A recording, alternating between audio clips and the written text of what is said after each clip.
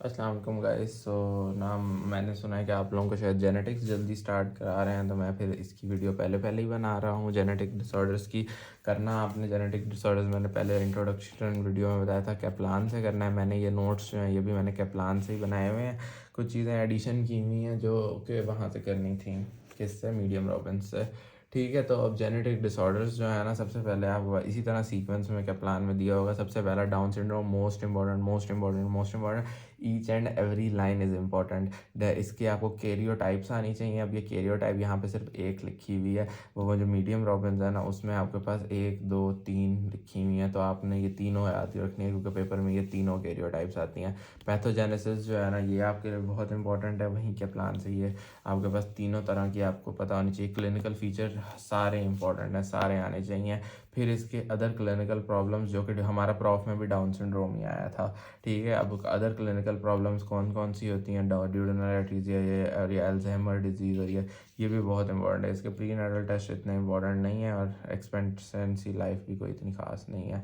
ठीक है, बाकी ये जो मैंने बताई हैं ये चीज़ें बहुत इंपॉर्टेंट है। फिर आ जाते हैं हम एडवर्ड सिंड्रोम पे। हमारे प्रॉफ में उन्होंने ये भी कहा था कि एक तो चलो ये है ट्राइसोमी, बाकी दोनों ट्राइसोमीज़ के नाम बताएं तो, और कौन कौन सी ट्राई, तो एडवर्ड सिंड्रोम, पेटू सिंड्रोम और ट्राइसोमी 18 और ट्राइसोमी 13। इसके अलावा ज़्यादा डिटेल्स के अंदर इतनी ये नहीं पूछी जाती। क्रीडू चैट सिंड्रोम में बस ये बताओ हाई पिच्ड कैट लाइक कराए होती है। माइक्रो डिलीशन में बस बताओ 13q14 की डिलीशन होगी तो रेटिनोब्लास्टोमा हो जाएगा। 11p13 की होगी तो वेगर कॉम्प्लेक्स हो जाएगा। वेगर कॉम्प्लेक्स क्या होता है? W से विल्म्स ट्यूमर, रीनल का ट्यूमर होता है। A से एनआईडीडिया आयरिस ही नहीं है। G से जेनेटो यूरिनरी एनोमलीज और R से मेंटल रिटार्डेशन। ओके, फिर आगे बढ़े हैं हम, तो हमारे पास ना अब यहाँ पे ना ये आ जाते हैं दूसरे बहुत इंपॉर्टेंट वाले। सबसे पहला तो डाउन सिंड्रोम बहुत इंपॉर्टेंट था, उसके बाद अब ये बहुत इंपॉर्टेंट है। सबसे पहले ये क्लाइनफेल्टर सिंड्रोम और टर्नर सिंड्रोम। क्लाइनफेल्टर सिंड्रोम की आपको कॉज आनी चाहिए कि क्या है, फिर आपको इसकी भी कैरियोटाइप आनी चाहिए। इसकी भी अब कैप्लान में एक ही कैरियोटाइप लिखी हुई है, बट यहाँ पे आपको इसकी भी 4 कैरियोटाइप्स मिलेंगी, तो आपने अच्छे से करनी है। ये भी मीडियम रॉबिन्स, ये भी क्योंकि पूछी जाती हैं। लैब्स इसकी पूछी जाती हैं, लैब में क्या आती हैं इसकी लैब वैल्यूज़, तो FSH ज़्यादा होता है, LH ज़्यादा होता है, टेस्टोस्टेरोन कम होता है। क्लिनिकल फाइंडिंग्स आपको लाजमी आनी चाहिए इसकी, ये सारी की सारी 6 ही हैं सिर्फ। अच्छा, इसका ना सिनेरियो अक्सर इस तरह आता है कि प्यूबिस और सोल ऑफ फुट के दरमियान का डिस्टेंस ज़्यादा होगा तो कौन सा डिजीज़ होगी, तो असल में वो इलोंगेटेड बॉडी ही बता रहा होता है, वो यूनिकॉइड बॉडी हैबिटस होता है। और ये आपके पास ना यही क्लाइनफेल्टर सिंड्रोम का एक वो है, डायग्नोस्टिक पॉइंट है। फिर टर्नर सिंड्रोम में आ जाए। टर्नर सिंड्रोम की भी कैरियोटाइप्स आपको आनी चाहिए, ये मैंने यहाँ पे करके कैरियोटाइप्स बताई हुई हैं। उसके अलावा कैरियोटाइप्स के बाद आपके पास ना यहाँ पे आपको क्लिनिकल फाइंडिंग्स इसकी सारी आनी चाहिए। ये सारी भी काफ़ी सारी हैं आपको, लेकिन आनी चाहिए। इसके ना गूगल पे आपको निमोनिक्स वगैरह भी मिल जाएंगे। तस्वीर जो है ना, जो कि प्लान में भी बनी हुई है और वहाँ पे भी सेम ही बनी हुई है, मीडियम में भी और उसके प्लान में भी। उन तस्वीरों को देख के आपको काफ़ी चीज़ें क्लियर हो जाएंगी। तो आपको अगर इनमें से 10 में से कोई 6 7 भी याद रह जाते हैं तो बहुत होता है। फिर आगे ये सारा रीड है सिर्फ disorder of sexual development, ovotesticular वगैरह, ये इससे कुछ नहीं आता। फिर आपको मेंडेलियन डिसऑर्डर्स जो है ना ये पता होने चाहिए। इसमें म्यूटेशंस की टाइप्स आ जाती है। अच्छा, म्यूटेशन की टाइप्स जो है ना वो आपने ARC से करनी है, वो भी मैं आपको ARC से दिखाऊंगा। लेकिन अभी आपने ये म्यूटेशन की टाइप्स जो है ना ये आपने ARC से करनी है। यहाँ से भी देख लेना, ये 3 मेजर वाली तो आपको आनी ही चाहिए ना हर जगह, तो ये बहुत आता है म्यूटेशन वाला सवाल, तो ये आपको आनी चाहिए। Point mutation, frame shift mutation, point में, ये 3 वाली। उसके बाद आपके पास ना आप किस तरह इनहेरिटेंस होती है, आगे पूरे चैप्टर की एक समरी दी हुई है, ये आपको पता है। इसमें से ऑटोसोमल रिसेसिव डिसऑर्डर्स के ना अक्सर नाम भी पूछ लिए जाते हैं, काफ़ी सारे हैं ना, तो इसलिए मैंने यहाँ पे कर लिया था। हमारा जो असेसमेंट में सवाल आया था वो था ऑटोसोमल रिसेसिव डिसऑर्डर्स और ऑटोसोमल डोमिनेंट का डिफरेंस। ये टेबल भी आपको क्या प्लान में मिल जाएगा, यही बनाना है। और वेरी इंपॉर्टेंट, यूट्यूब भी बहुत दफ़ा आया हुआ है, अलग से भी इसके फीचर्स अगर पूछ लेना है ऑटोसोमल रिसेसिव या डोमिनेंट में, तो यही 4 फीचर्स लिखने हैं। अब सबसे पहले ऑटोसोमल रिसेसिव डिसऑर्डर में सिस्टिक फाइब्रोसिस वेरी इंपॉर्टेंट, हमारे स्टैंड अप का सवाल आया था इससे। ठीक है, तो सिस्टिक फाइब्रोसिस आपको पता हो कि इसके डिफेक्ट किस चीज़ का होता है, कौन से जीन का डिफेक्ट होता है, डिफेक्ट होता कौन सा है। ठीक है, ये F508 का होता है, क्रोमोसोम 17 पे CFTR जीन का, क्लोराइड चैनल प्रोटीन का। फिर उस डिफेक्टिव प्रोटीन की वजह से थिक म्यूकस बनने लगे थे, ये पता हो। अच्छा, उसके बाद आपके पास ये डिस्ट्रीब्यूशन ऑफ डिजीज इस तरह होता है। अब हमारे सवाल के अंदर ना पता नहीं कौन सी, हाँ ये मेकोनियम आइलैंड अर्लीस्ट जो था ना ये दिया हुआ था। ये क्लिनिकल फीचर आप जहाँ पे भी पढ़ते हो ना, चाहे माइक्रो हो चाहे यहाँ हो, वो आपके पास सिर्फ और सिर्फ आपको डायग्नोसिस में हेल्प करते हैं। आपसे ना हाँ जेनेटिक्स के अंदर कुछ ना कुछ लेकिन पूछ भी लेते हैं कि क्या इसके क्लिनिकल फीचर्स होंगे, तो इसलिए ये आपको आने चाहिए हैं अच्छे से। फिर इसका डायग्नोसिस, स्वेट टेस्ट और DNA प्रोब्स होता है, और ट्रीटमेंट इतना कोई खास इंपॉर्टेंट नहीं है। फिनाइल कीटोन यूरिया, ये वही बायोकेमिस्ट्री वाली बातें हैं। आपको इसमें एंजाइम का पता हो और पता हो कि इसमें ना ये क्या क्यों होता है, माउसी और मस्टी ऑर्डर या लाइट कलर्ड स्किन और हेयर क्यों होता है। फिर इसमें बिनाइन हाइपरफिनाइलेमिया क्या होता है, उसमें वो उसका जो कोएंजाइम होता है, ये पार्शियल एंजाइम की डेफिशिएंसी, बल्कि ना ये उन्होंने कहा है वही कोएंजाइम को फैक्टर जो है ना उसकी डेफिशिएंसी, वो जो टेट्रा BH4 जो नहीं होता था उसकी डेफिशिएंसी की वजह से ये होता। खैर एल्केप्टोन यूरिया पता हो, लाजमी पता हो, इसका एंजाइम का भी पता हो, इसके क्लिनिकल फाइंडिंग्स भी पता हो कि कार्टिलेज भी ब्लैक हो जाते हैं, यूरिन भी ब्लैक, एल्बिनिज्म में भी टायरोसिनेज जो है वो आपके पास ना कम हो जाता है, और इसकी कॉम्प्लिकेशंस जो है ना वो 2 हो जाती हैं, basal cell carcinoma, squamous cell carcinoma.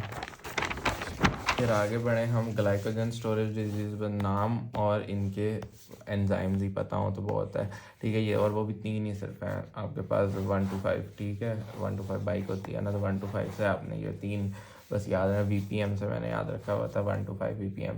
उसके बाद हमारे पास इसके एंजाइम याद रखने हैं। फिर आपके पास लाइसोसोमल स्टोरेज डिजीज़ में सबसे इंपॉर्टेंट टे-सैक्स डिजीज़, इसका एंजाइम डेफिशिएंट कौन सा है वो पता हो, और एक्यूमुलेटिंग सब्सटेंस कौन सा है ये पता हो, और इसके मेजर क्लिनिकल फीचर्स क्या हैं। चेरी रेड स्पॉट होता है और साइटोप्लाज्मिक वैक्यूल होते हैं। नीमैन-पिक डिजीज़ UQ में आई हुई है, इसमें आपको ना इसकी ये पहले तो वेरिएंट्स का भी पता हो, ठीक है। उसके बाद आपका एंजाइम डेफिशिएंट का पता हो, स्पिंगो, इसके अंदर एक्यूमुलेटिंग सब्सटेंस, ये टेबल एक बना हुआ है लाइसोसोमल स्टोरेज डिजीज़ का, एंजाइम डेफिशिएंट का और एक्यूमुलेटिंग डिजीज़ का, वेरी इंपॉर्टेंट। उसके बाद हमारे पास इसके ये तीनों फीचर्स भी आने चाहिए। 2 तो ऊपर वाले ही हैं, साइटोप्लाज्मिक वैक्यूल और चेरी रेड स्पॉट, तीसरा एक है अलग से वो रेटिकुलर एंडोथेलियल सिस्टम की वजह से, वो इसको आप HBL के निमोनिक से याद रख सकते हैं। H से हेपेटोस्प्लेनोमेगाली, B से बोन मैरो इन्वॉल्वमेंट, L से लिम्फेडिनोपैथी, क्योंकि HBL आगे भी अभी काम आएगा किसमें, गॉशर डिजीज़ में। गॉशर डिजीज़ का एंजाइम डेफिशिएंट भी पता हो, एक्यूमुलेटिंग सब्सटेंस भी पता हो, और इसके क्लिनिकल फीचर्स में भी वो HBL ही आएंगे। हेपेटोस्प्लेनोमेगाली, बोन मैरो इन्वॉल्वमेंट, लिम्फेडिनोपैथी, साथ में एक एक्स्ट्रा होगा थ्रोम्बोसाइटोपेनिया और पैनसाइटोपेनिया। ये क्यों होगा, हाइपरस्प्लीनिज्म की वजह से। इसमें गॉशर सेल्स की आपको पता हो कि टिश्यू पेपर की तरह के होते हैं ना, हाँ जी, टिश्यू पेपर लाइक साइटोप्लाज्म होता है। बाकी फेब्री डिजीज़ में भी और मेटाक्रोमिक ल्यूकोडिस्ट्रॉफी में भी सिर्फ एंजाइम्स और एक्यूमुलेटिंग सब्सटेंस के नाम पता हो। यहाँ पे फिर म्यूकोपोलीसैकेराइडोसिस में भी सिर्फ और सिर्फ MPS 1 और 2 के नाम पता हो और उनके एंजाइम डेफिशिएंट पता हो। फिर आगे थोड़ा करके ना 1-2 पेज आगे करके एक्स लिंक डोमिनेंट कंडीशन, एक छोटी सी एलपॉट सिंड्रोम होगा, इतना कोई खास ना, एक दफ़ा UQ आया हुआ है वैसे, ठीक है। तो ये आपको पता हो एलपॉट सिंड्रोम होता है, उसमें ये 2 चीज़ें होती हैं। उसके बाद अगर ना अब यहाँ तक जो थे वो ऑटोसोमल रिसेसिव थे, अब ऑटोसोमल डोमिनेंट डिसऑर्डर स्टार्ट होते हैं, फैमिलियल हाइपरकोलेस्ट्रोलीमिया।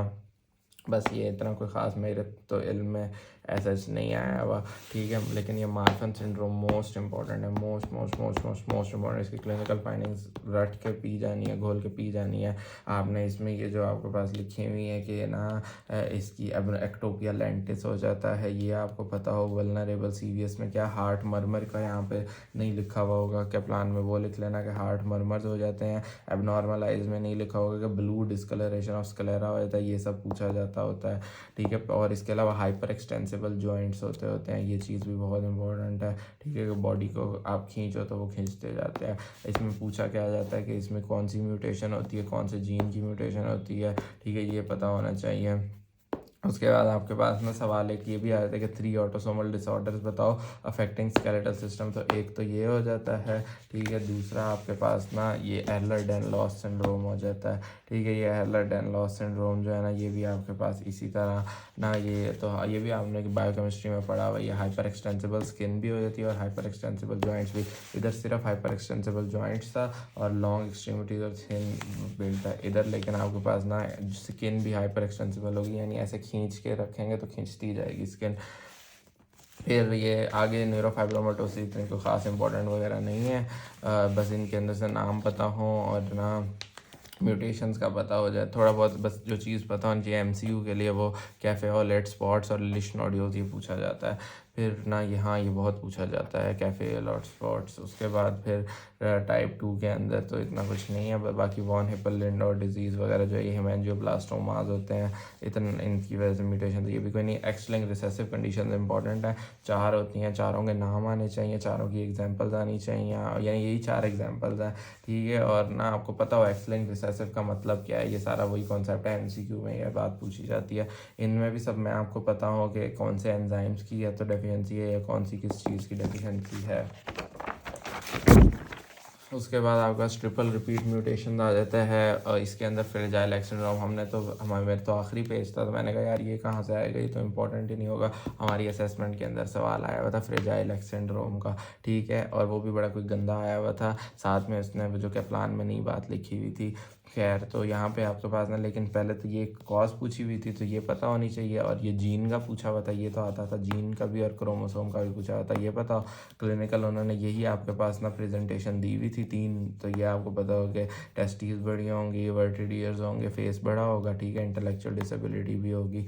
उन्होंने पूछा हुआ था 2 रीज़न्स बताओ कि ये आपके पास कंसीडर नहीं होता एज टिपिकल मेंडेलियन डिसऑर्डर, तो ये आपके पास रीज़न मैंने बताई हुई है कि असल में आपके पास ना इसके अंदर कैरियर मेल्स होते हैं, ठीक है, जो कि किसी मेंडेलियन डिसऑर्डर में नहीं होते। वैसे फीमेल्स अफेक्ट होती हैं, और एंटिसिपेशन इसमें हो सकती है कि features version with each successive generation, के हर जनरेशन के साथ फीचर्स जो हैं वो ज़्यादा से ज़्यादा होते हैं। हंटिंगटन डिजीज़ में हंटिंगटन जीन का होता है, ये कोई इतनी खास इंपॉर्टेंट बात नहीं। जीनोमिक इम्प्रिंटिंग बड़ी इंपॉर्टेंट है एमसीक्यू में, Prader villi syndrome, Angelman syndrome, ठीक है। और ना ये बड़ी दोनों चीज़ें इंपॉर्टेंट हैं, प्रेडर विलाई सिंड्रोम और एंजलमैन सिंड्रोम। इसके आपको क्लिनिकल फीचर्स आने चाहिए।